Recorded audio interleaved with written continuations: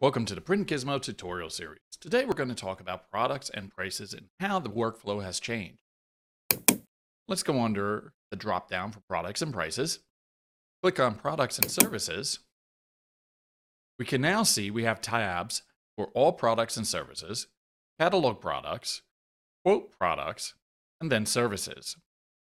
From the all products and services screen, we can click the add button and select either catalog product, quote product, or services product. Let's start with catalog product. Welcome to the Add Catalogs product page. Catalog products are products that have rate cards, pricing, or are pre-priced. Some features or enhancements are we can turn the status on or off of the product. We can also, if we have a storefront, display that product on the home page of the storefront. Don't forget to enter all the required information for that particular catalog product, and when finished, click Save. We are now on the Add Quote Product screen. Quote products do not have pricing. The status of a quote product will always be in the off position. You have the option to display your quote product on your home page of your storefront.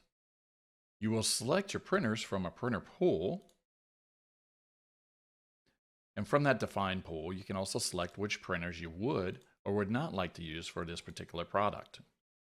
Don't forget to fill in all other required information and click Save.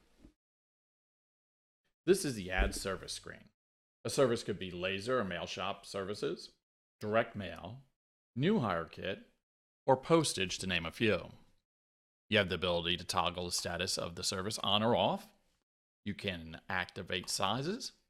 You can enable stock management and also select your printer for that particular service. You can display the service on your home page or your storefront and several other options.